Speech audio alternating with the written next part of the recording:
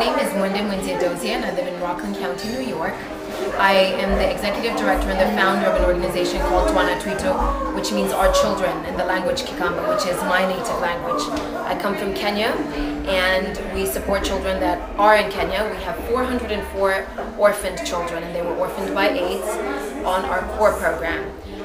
By extension, because we believe in empowering the community to support its own orphans, we feed a total of 1,088 children.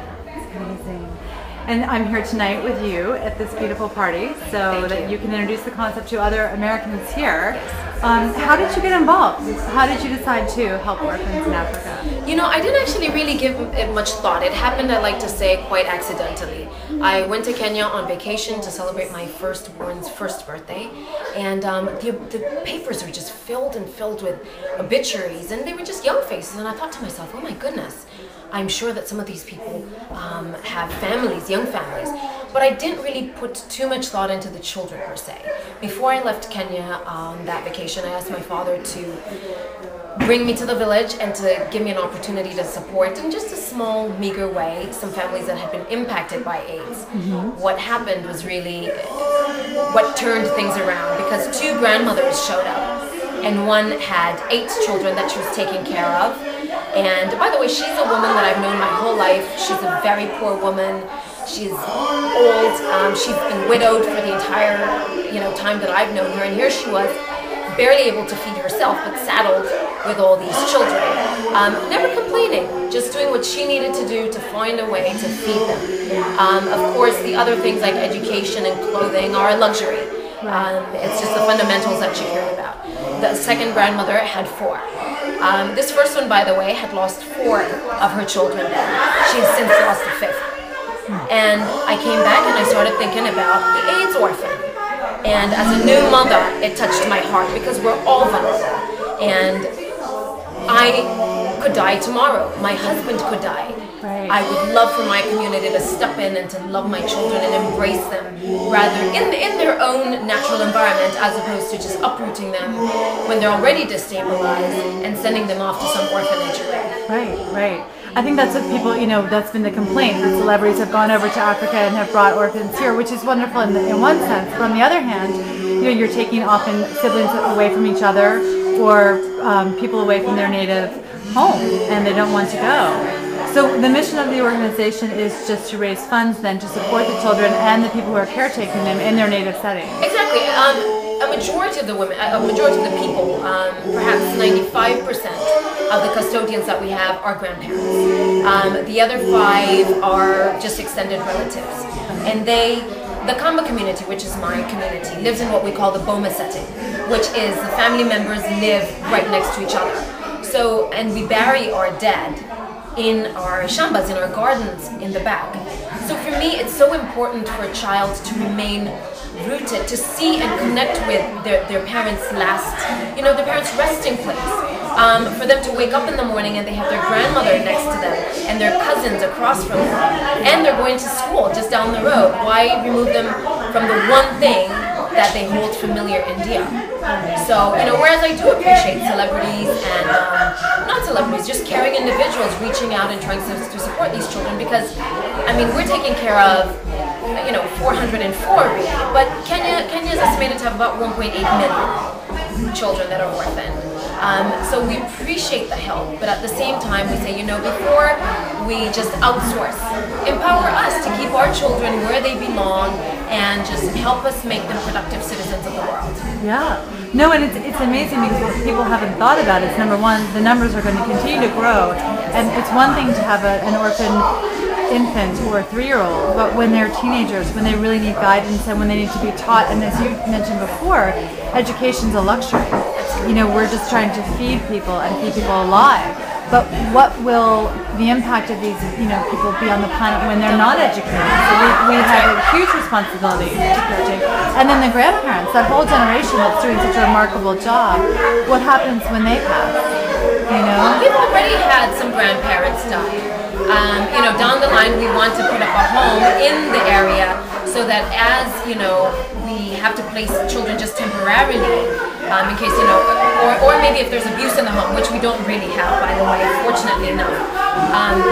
But we do worry about debts. We have had debts. But again, we're so entrenched in the community. You know, the whole concept of Twana Twitu, again, our children, is to say, this isn't my child, but I'm caring for this child. And I don't even live in Kenya. I may be connected to Kenya, but you are a global citizen. This is your child too. I mean, you know, if we don't take care of our children, you know, Nelson Mandela likes to say, or he has said, that a reflection of a society's soul is in the way it treats its children. How are we treating our children?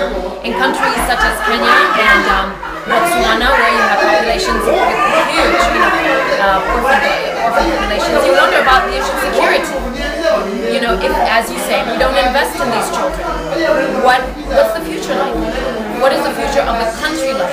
So whereas, you know, the G8 and everybody else can talk from their lofty positions about development in Africa, I think there are fundamental issues at the grassroots level that need to be addressed. Yeah, and I mean, this is the future workforce of the world, and if they don't have skills and they don't have, you know, emotional intelligence, you know, they're going to be in this different position. Yeah. And I don't know. I mean, what message would you like to send out to Americans who are concerned about orphans in Africa? One of the complaints that I hear as an American AIDS activist is that the United States cares too much about AIDS, you know, across the oceans.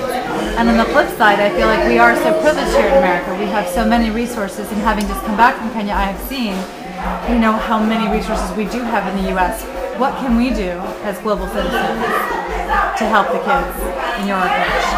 You know, it's interesting that you asked the question, because there has been that controversy. You know, the prevalence rates in New York have skyrocketed, and everybody says we're not funding the social programs here, and yet we're funding all this money to deal with AIDS, tuberculosis, and malaria in Africa, for instance. My take is very simple. It's in America's best interest, and it's in the world's best interest to support Africa, because poverty is your problem. We've seen the issues of terrorism. Not to get too political about this, but terrorism does have, you know, it has religious reasons behind it. It has poverty behind it. It's a complex issue, but we can't just sideswipe one. We happen to be funded by our own organization that's called AED, the Academy for Educational Development, which gets its funds primarily from USAID, which is funded by the taxpayers, the American population. It might be of interest to the Americans to know that recently USAID pulled all the money that goes towards food. So we have huge, big emergency funds that can be dumped or directed in you know, instances of a crisis. But here I am trying to feed AIDS orphans, some of whom are on antiretroviral therapies that must be supported by good nutritional care, and my main donor can no longer give me food to give these children. It's a toxic, extremely unnecessary, and really very, very unfortunate situation. These children are not asking for caviar. They're asking for just basic meals, just 3 simple square meals a day. Well, the other thing that people don't realize is that if we don't give them food, same issue that we have with people who are incarcerated in the United States, if we give them medication, but because they have no food, they can't tolerate the medications or the side effects of the medications, then we're throwing money into nowhere. And so food is an integral part of both helping people comply with the medications and also, I think, preventing the spread of the disease, because people who are hungry end up in situations that they wouldn't ordinarily perhaps be in if they weren't hungry. Like these young kids who then are becoming teenagers who have no food and then end up being sex workers or being in a compromised position because they're not empowered. So they'll prostitute themselves for food. They will also seek employment, so you've got issues of child labor that creep in just because they have to feed themselves and their younger siblings, because we do have children that are, 13-year-olds that are heading home. But the other thing also, and you just alluded to it, is you are going to fund the education, but yet you're not giving food. I don't know about you, but I can't focus when I'm starving. So here you have a child in a classroom situation, and they're starving. The two don't go hand in hand. The two do not go hand in hand. Thank you so much, and thank you for your wonderful work. Thank you. Thanks so much for coming.